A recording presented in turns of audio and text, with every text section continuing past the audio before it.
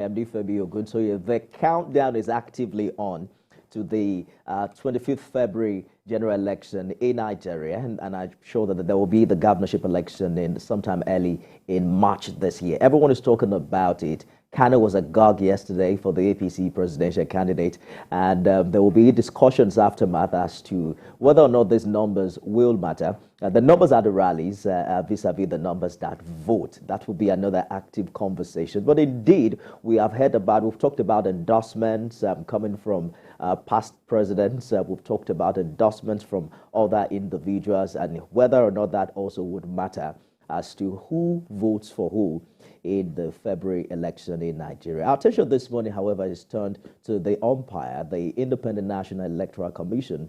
Quite good news yesterday that INEC has now taken into its custody the last batch of the bimodal voter accreditation system. Some were saying that's the game changer for this election, particularly of the Electoral Act 2022. A lot of expectations are rife as to how this will impact on the credibility of this particular poll. We'll also be talking about money policy, come up with its cash withdrawal policy. Some lawmakers are saying this policy should be extended to after June, and many people are insinuating that perhaps politicians do not want a limitation in the amount of cash they can get just before the election. Dr. Tunji Abayomi is my guest this morning. He's a lawyer, rights activist, and pro-chancellor, chairman, governing council for Adekunle Ajasin University, Akungba Akoko. Dr. Abayomi, good morning and happy New Year to you. Nifemi, happy New Year. Thank you so much for joining us. Yeah. All right, so INEC is saying that it's training more than 1.4 million adult staff in the effective use of its bimodal voter registration system for the forthcoming election. So right now we're looking at 176,846 BVAS machines for all the polling units across the country. How excited are you and how optimistic are you for this election, given the fact that BVAS is now backed by law and there's a level of technology that will be used during this election? Well, I think the entire nation is excited. There's quite a number of agitation and effervescence about the election, but it is also profoundly important that INEC, both in principle and in practice, has continued to improve on election.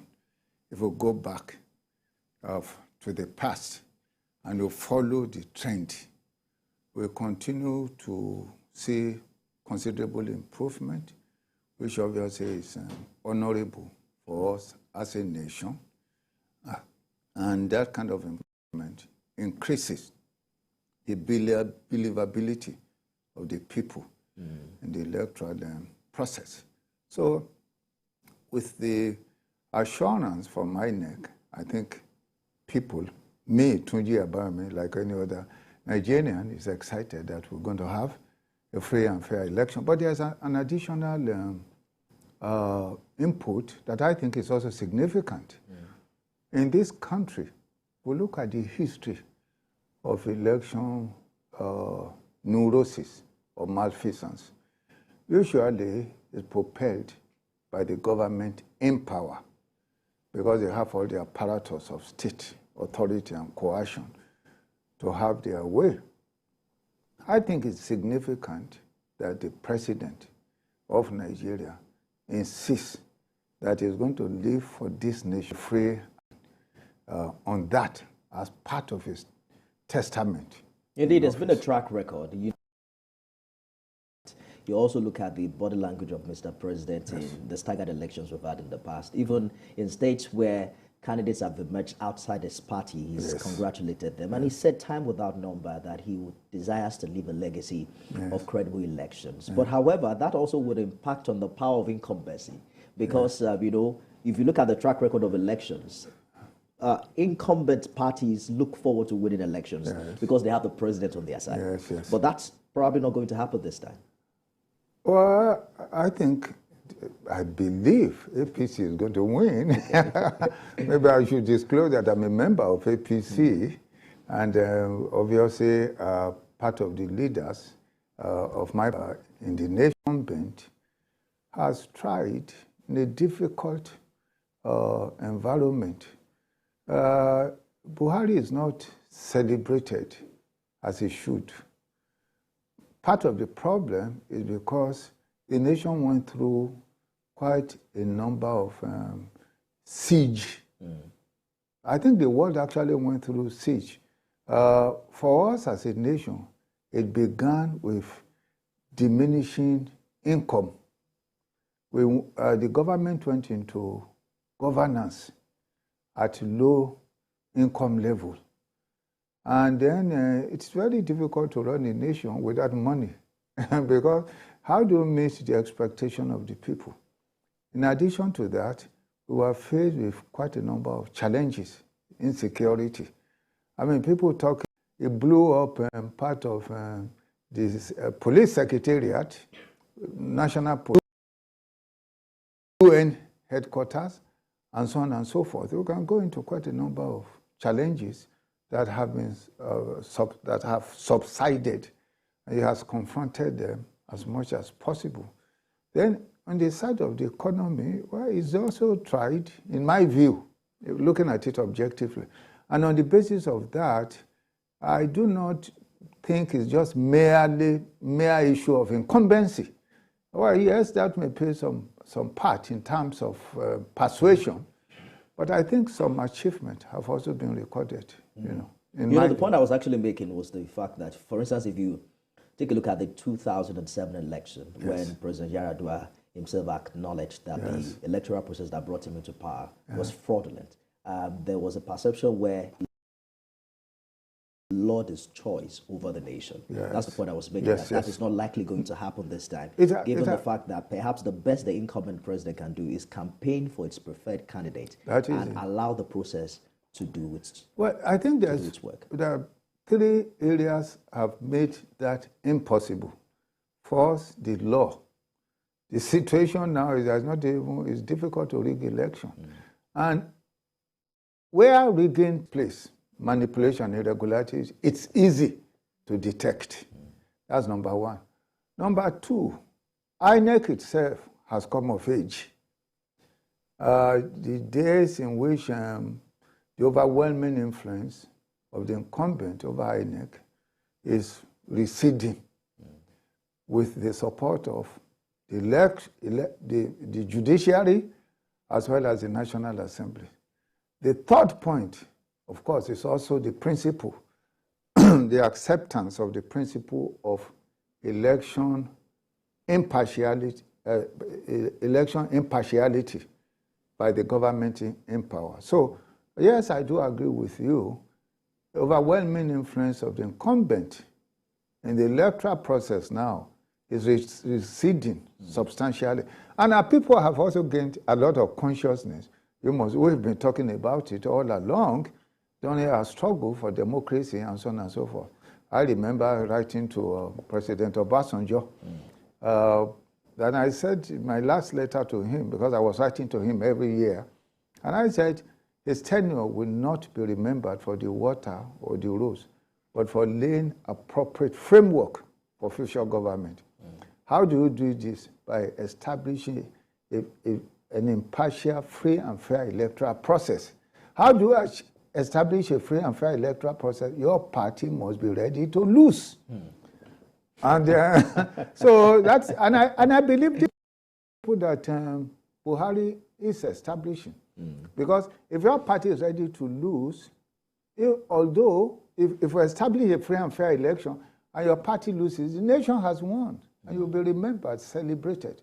But in the past, the problem we had was that the leaders were determined to win when they really have not succeeded in establishing winnability possibility. You're talking about the do-or-die situation. Yes, so that's just what has happened in the past. And you think that has changed now? For instance, you're saying the APC is ready to accept loss in this forthcoming election. Well, the point is there body language like to accept any malfeasance, irregularity, irregular election, rigging by the incumbent.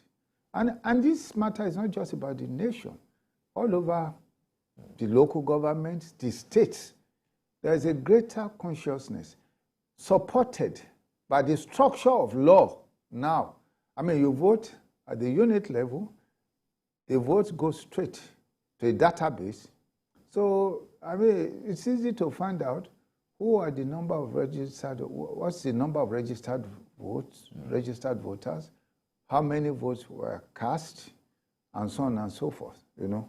So APC has no choice but to accept the outcome of election. And that is why I believe APC is on the field, you know what I mean? Even the so-called, the people keep saying the candidate of APC is not well, he's not this and that. But the man is digging the soil. He was in Kano yesterday. Today yes. He's in Edo State. Yes, he's in Edo State. On Friday, he's going to be in Ekiti. On Saturday, he's going to be in Ondo State. And he just came back from Imran. And so how well can a man be if he walks, he climbs, he jumps, he runs? No. Nobody can doubt that. I mean, it is such an Herculean task even for a younger person. Yes. So the BVAS is seeking to achieve certain objectives, one of which is verification of the genuineness of the PVC.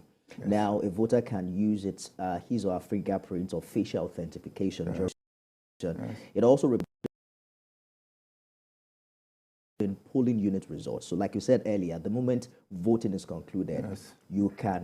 The result is uploaded yes. into, an online platform. It also has now eliminated the use of incident forms, yes.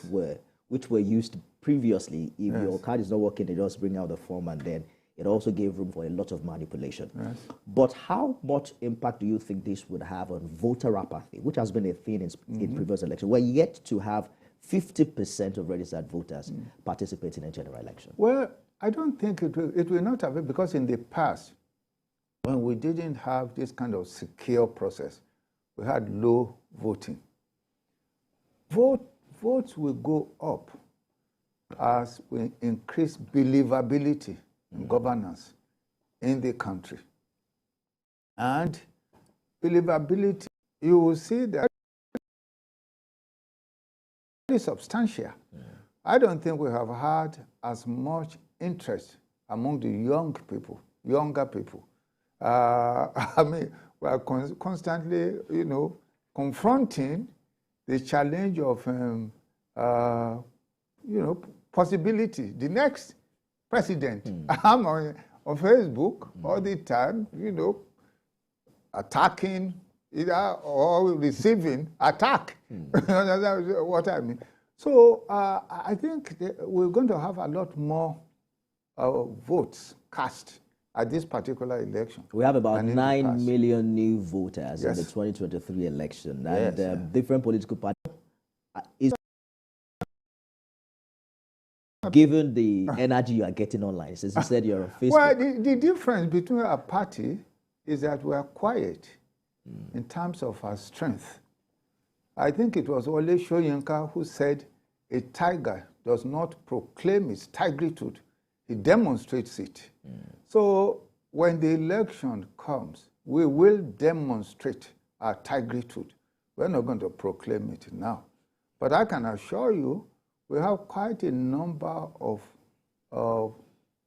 unsung or even unspoken, a large constituency of young people who believe that this party has tried. Okay, because if you look at the situation of the world, the challenge of the time, or even the tide, so to say, you will agree with me that some efforts have been made substantially. We have not gone underground. Quite a number of nations.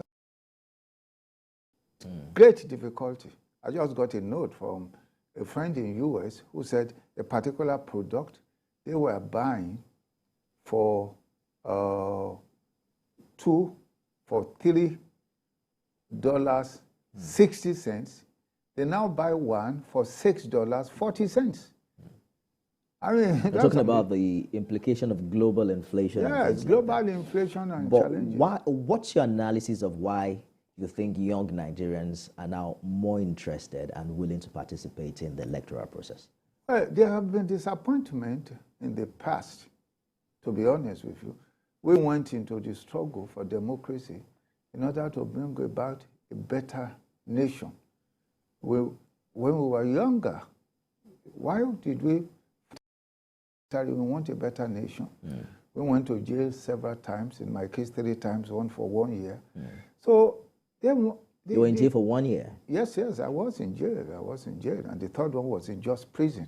You know, 11 months, really. And then there's another one and another one. I think when we are young, it was Plato who said the time for best effort is when we are young. Young people are very idealistic. They want things to be done and done as soon as possible. So the truth of the matter is that the past has really not honored this nation. A lot of it is not entirely the problem of the elders. Systematic disorder. Military came when we were advancing and took over everything and ruined everything. Extremely corrupt and highly irresponsible. They abused and then imposed on us the constitution, the law, and contrary to the norms of constitutionality and contrary to legitimacy. Because when they gave it themselves power, they gave themselves power to make a law, not power to make a constitution. And a constitution is not law. It's an agreement by the people on how they want to be governed. They messed up everything, apart from destroying the economy immensely. So we had that problem. Then politicians, when they came back, instead of raising the consciousness and the challenge of leadership, they were more preoccupied with the badge of office instead of the burden of office. Now, the young people who grew up with these experiences, obviously, they were traumatized and they want change. And that is really what is happening. It's happening all over the world, as a matter of fact. I like your honest analysis of what has happened in the past. Yes. The concern, however, is that many of these young people see the PDP and the APC as a representation of that corrupt establishment that has been responsible for the past that has brought us to where we are.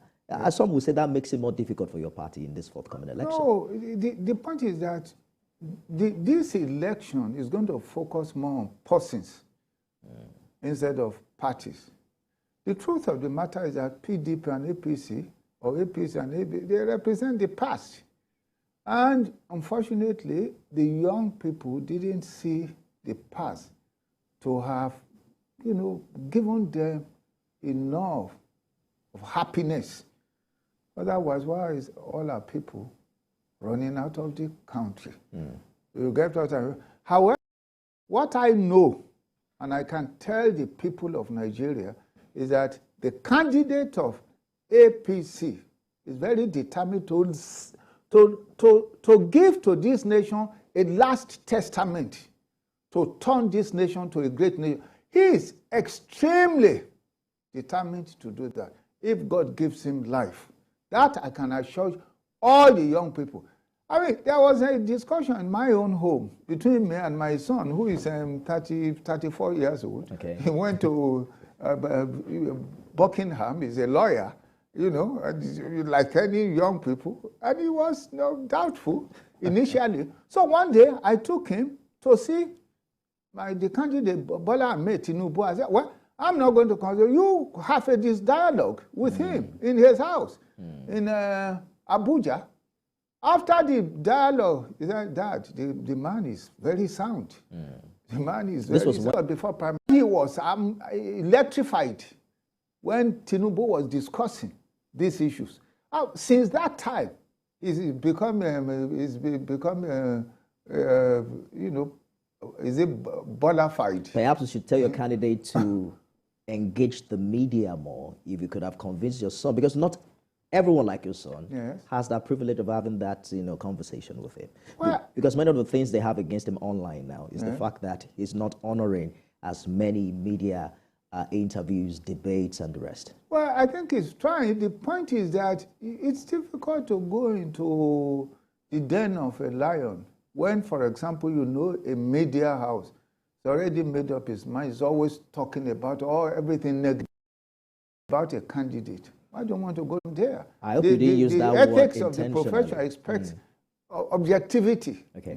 Yeah. Well, I get that point very, very sincerely. I'd like us to talk about the role of money politics in all of this, because that has played a huge role, particularly in the staggered elections we've had prior to this time. In Ekiti, for instance, there were a lot of allegations as to how the big parties were throwing money around. And now with 133 million Nigerians, according to the latest report, living with multidimensional poverty, it makes it more difficult to convince the Nigerian electorate not to receive money to vote if they cannot afford, a quality style of living. So how do you think that will change in February? Well, it's going to change a little bit, but not a whole lot. Remember, the Bible says, and don't make me so poor that I will curse you, or so rich that I will forget you. I think it was President Obasanjo in the conference I had, African-European Conference on Human Rights, that said poverty kills faster than abuse of human rights. If we want to change money politics in this country, we must change the politics of poverty to politics of wealth. I mean, that's a huge dilemma, Dr. Abayomi, because to change this poverty reality, as some are saying, we have to change the leadership. So it will take a political leadership to make Nigerians wealthy, or at least raise them from poverty. So it makes it difficult to trash that issue. So you must first of all, you must look for a leader that can create wealth. I keep telling people, what really is the greatest challenge this nation faces? The great wealth is to be rich. That's the greatest challenge, and basically that's the greatest challenge of any home, any period. That's right. So you, in order to reduce poverty, you've got to increase wealth. And so you have to look for a leader that can do that. I mean, if we look at this nation, the tragedy of this nation, you have lost so much. If we look at from independence, how many companies have left, just collapsed. I mean, I remember when I was young, we were going to GB Oliver and all this in Lagos here, running there, to look at things. And there's so many companies like that that are simply not. We were sending goods out of this country to many places. So you now have to remake Nigeria, rebirth Nigeria economically. Your central focus should be economy, because a whole lot of problems we have are consequences of poverty.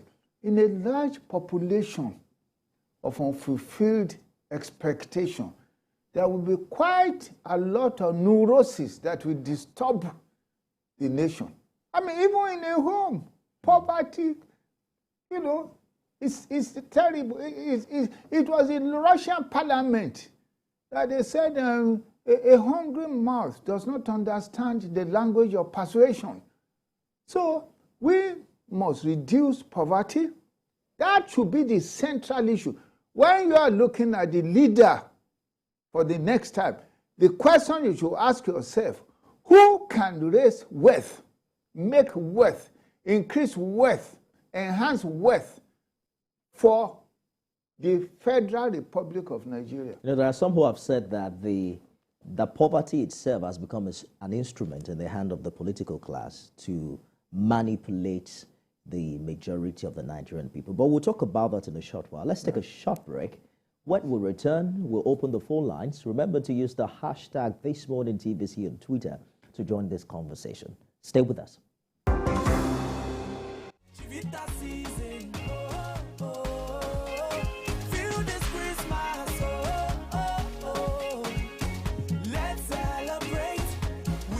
Everyone has a Chivita this season. What's your Chivita? Every major news story is with many perspectives and layered with different levels of impact. Hello. What time did TVC News, first with breaking news.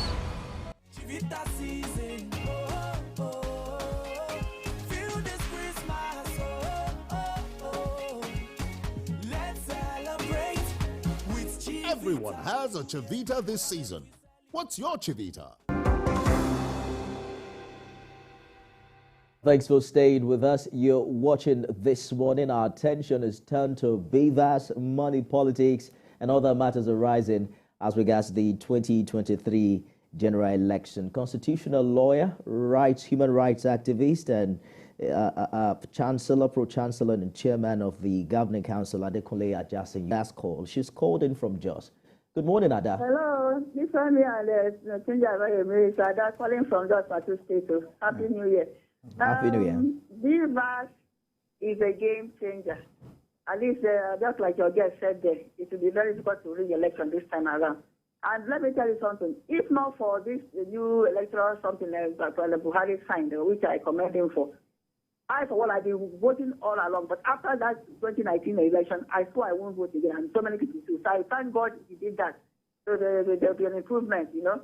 The money politics, it will not work. So people will chop people's money, but there's no way to show evidence that you voted for them, because the INEC has now provided another. They are repositioning the polling booths, you know, those polling boxes in such a way that you cannot really show that you voted for somebody, and you're not allowed to take cameras there and all that. So that's a welcome development. Then for the candidates, all I want to say here is that it's not do or die. For me, I'm not losing sleep. And the three front runners, the much I know is that they can deliver. They can, fix this country, provided we practice true, that fiscal federalism, which will refer to as true federalism. The problem in Nigeria is that we have a faulty structure. So that's what is making it difficult for us to gain the difference of democracy. President Buhari, I wouldn't say he is a write-off. He didn't achieve anything, even though some of the opposition parties say he's F9 parallel. That's rubbish. F9 parallel, the president still scored marks. He did a lot in infrastructure. He has done a lot in infrastructure development. But because of the hunger in the land and the insecurity, that's what is overshadowing it, you know. So that is it. But what I commend him for now is that he has made up his mind that he wants to leave a legacy. At least, if nothing else, let him leave a legacy of a free, fair, and credible election. And we should now vote based on the three C's: character, competence, and capacity. Somebody who will be able to cut down the cost of governance. That's the problem we have. Somebody who will end this medical tourism. You lead by example. Let them fix one hospital that is world-class, where the president can access medication and his family and every other person, you know. So, and the others will follow. So that is the problem. Let us start from there. All the time, let's not give up in this country. Shall do well. Okay, I didn't mind. Thank you so much, Ada, for your contributions. Dr. Bayemi, we were talking about how poverty has become an instrument of manipulation in the hands of the political class. So you watch videos online where politicians give cash to the poor. And that now serves as a platform of endorsement, you know, where Nigerians now say, oh, he's a good man because he has given me money. Whereas if the issue of poverty wasn't there, we would have moved up to, you know, better indices to judge his capacity as a leader. It's actually a tragic situation. It's not, I demonstrated it when I was running at one time for governor. Which state? Ondo State, okay. Yes. You have a situation, I was explaining to the people a situation where the politicians, some politicians, well, first of all, they're in government, embezzle the money, the wealth of the people, and then they now use it to harass the people, to entice the people. But because money is so essential to life, the people will go almost to the pit of hell for that money. I took a bundle at that time, $10,000, naira, and I flung it to them. And the people, they pushed me down, and they rushed to grab part of that money. Why did you fling it? I wanted to demonstrate the tragedy of money. Actually saying what you're saying. In other words, we have a situation where the wealth of the nation, the money is stolen. When it's stolen, the people become poorer. When the people become poorer, they become desperate for money. And the man who stole the money comes to them, oh, you need me because I have the money. As a matter of fact, they now tell the people that, look, don't vote for your son, who is actually more interested in developing you because he has no money. You know? So, but how do we have a leader who understands the tragedy the equation of disorder, so to say. Let me hold you for a minute. George has called in from Ikeja. Good morning, Mr. George. Good morning, Ifemin, and greetings to the elder statesman there. Yes, okay. Ifemin, there is this narrative that politicians have sold to the youth, that it is the elders that is the pain of their problems, that it is because they are elders, that's why the mismanagement is taking place. But the truth is that it's not true. Take, for example, Buhari is 80 years now. He is known to be somebody that has never stolen a kobo from the federal court. And he talks about it. What I'm trying to make is that it is not age that determines your credibility or your input to governance. Unfortunately, the youth have been made to buy that wrong narrative. Yesterday, after you shut down Kano, I want you to pay the youth, those who are governors, vice presidents, commissioners, directors in MBAs today. They got to those positions when they were in their 30s, sometimes below 30, like the elder statesman said there about his son. That's how these people got there. But over time, the youth have been made to believe that it is the age of somebody that makes him not to do well. No, that is not true. For example, look at the crime rate in Nigeria. Go to the police records. How many people above 50 have been found to be criminals or arrested as robbers and kidnappers and all that? So if you were to even talk about age, it is among the youth, you will find those that are wrecking the country. Is Hush Puppy. How old is Hush Puppy? You know him. Detailed data to be able to argue which of the age stratum of the society, performs more crime. But from where I'm seated, I would say that crime is with everybody, with the young and with the old. Would you agree? You will find criminals among the young, among the young as well as among the old. I think is off the line. But the point I'm trying to make, which I think you made earlier, was the fact that how do we deal with this money politics issue? And you have said that we need somebody who understands the tragedy. Yes. But then we're still in a fix. Yes. Because as we are right now, the process through which that individual will emerge is highly monetized. Yes. You have agreed earlier also that that's not going to change anytime soon. As a matter of fact, it is hard to run an election in Nigeria now without spending money. Well, let me say no matter how tight-fisted you think you are. Nifemi, let me say this. It is difficult to run for election anywhere without money. Whether it's in America or Britain or South Africa or Mali, it is difficult to run for election without any money. The issue is not that you need plenty of money to run for election. Because modern election is about the use of money. But it's the vote-buying dimension that we're talking about. Exchanging money for votes. The vote-buying dimension will disappear. People buy vote. Is anybody forced to vote? Nobody is ever forced to vote. Even the so-called vote buying, people were not forced to vote for a particular. You can see change your mind. The point is that in most cases, to sell your vote for a candidate you believe in.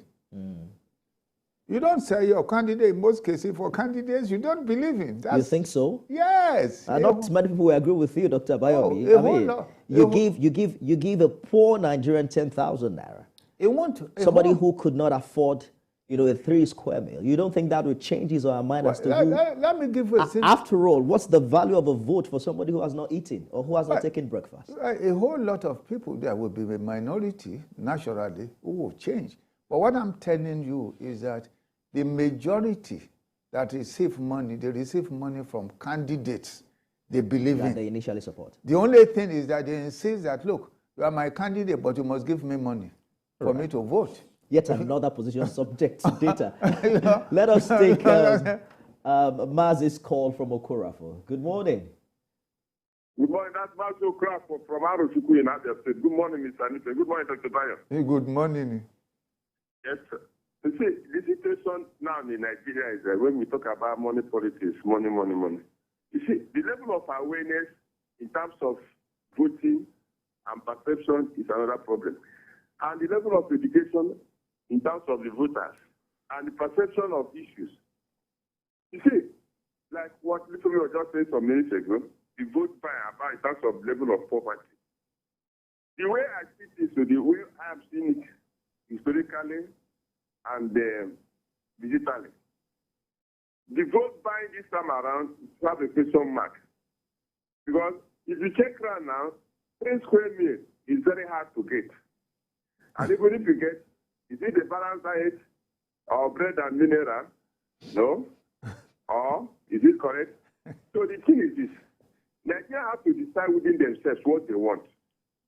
If they want to move based on the manifesto of a political party or the candidate, they go towards it.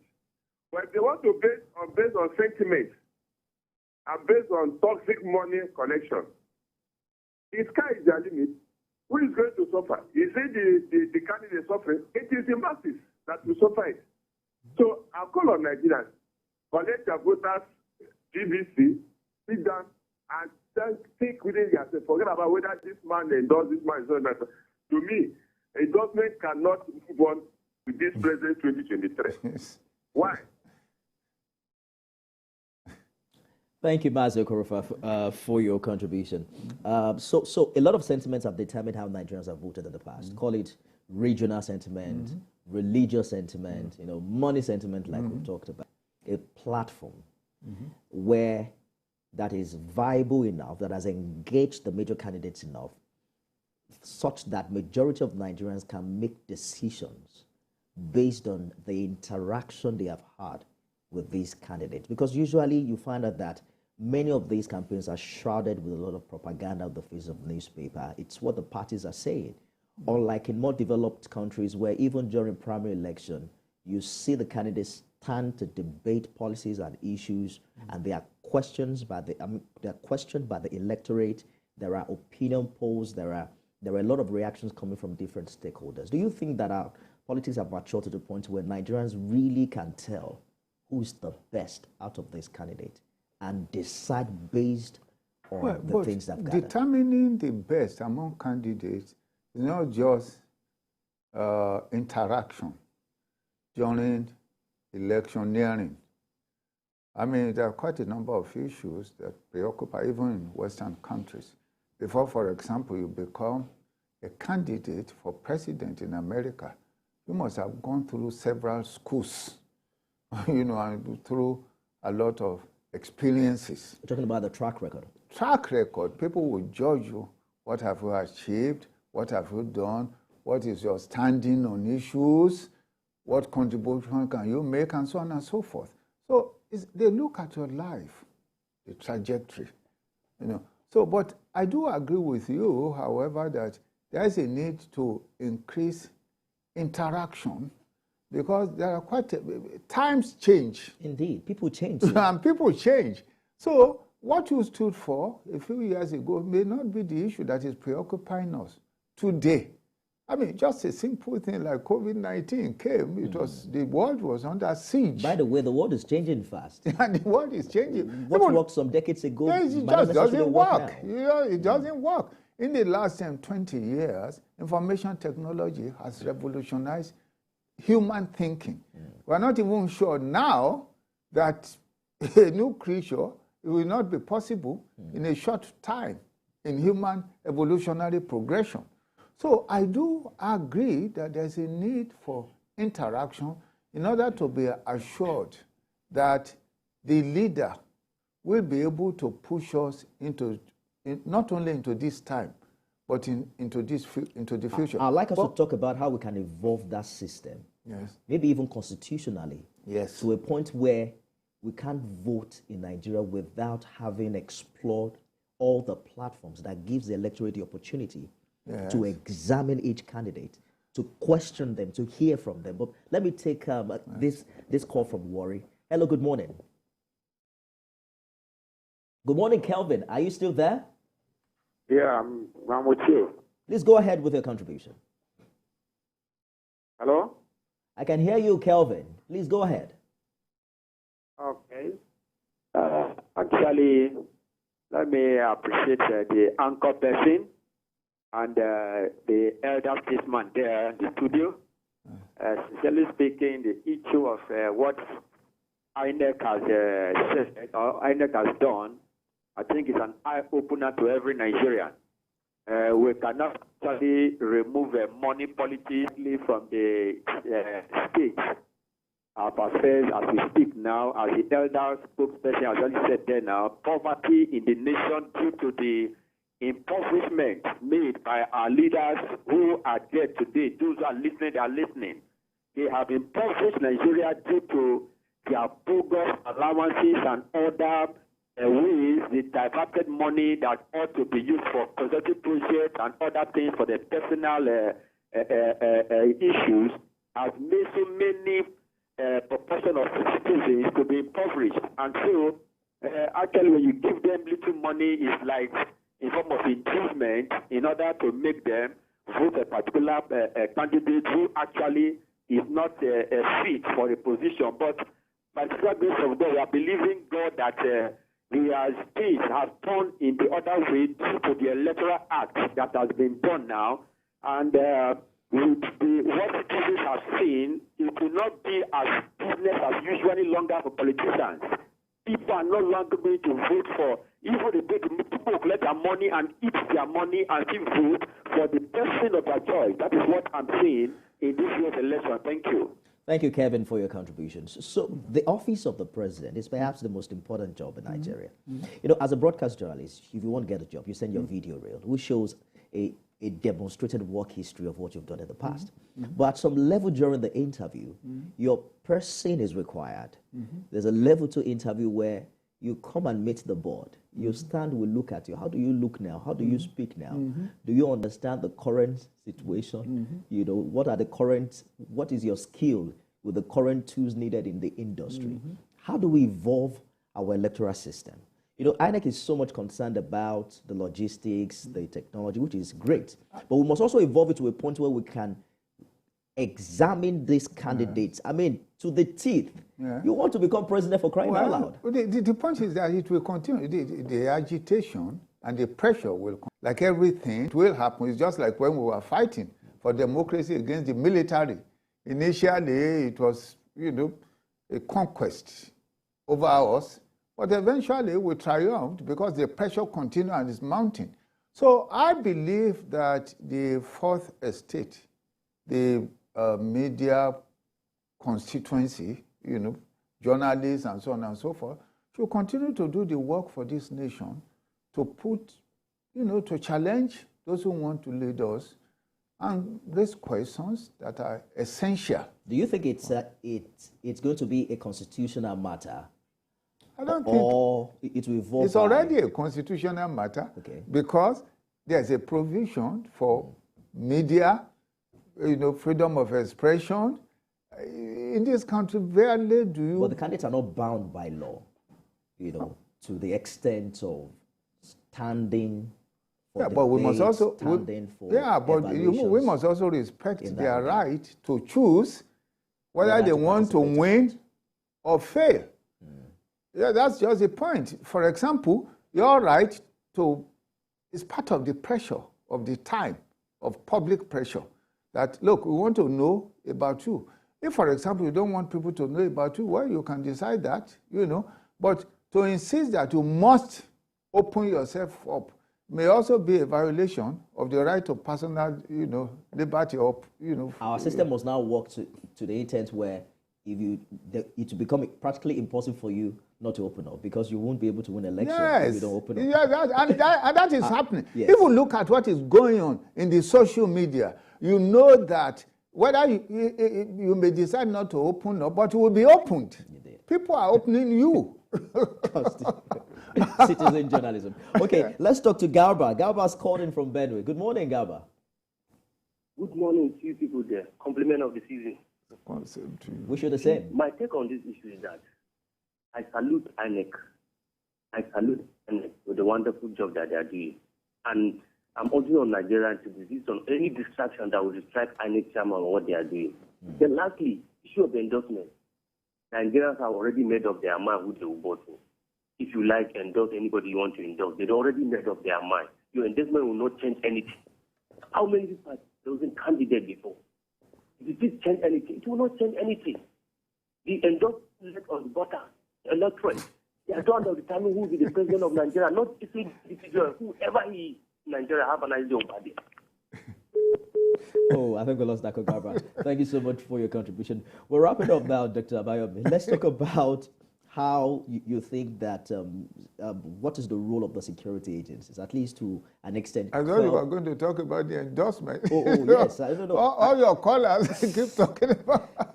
We have spoken about it a lot this week. I'm almost getting tired of it. Yeah, let's talk but about I know security. that, if you want to talk about it, it's okay. But I know your position as regards the your callers keep talking.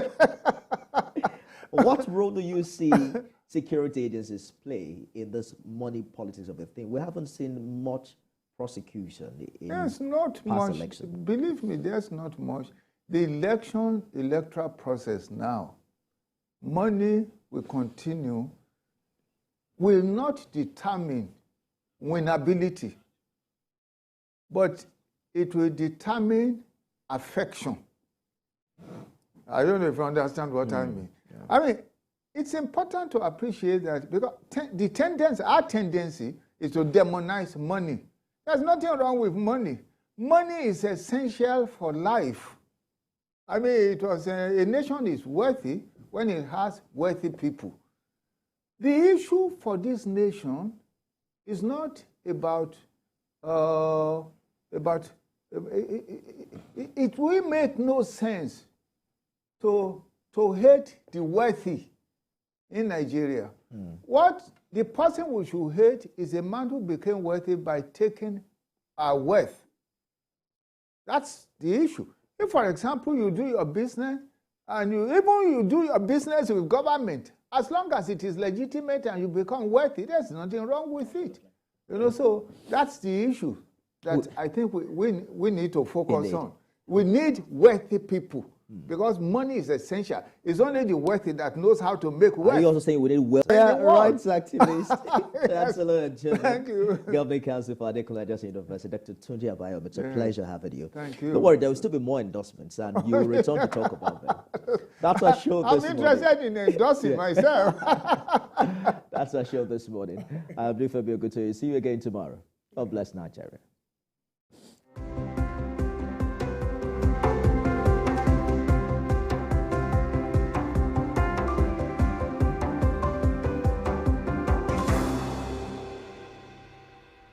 It's a moment. Instant breaking news from all over the globe. Live streaming of your favorite programs delivered directly to you. Watch anytime from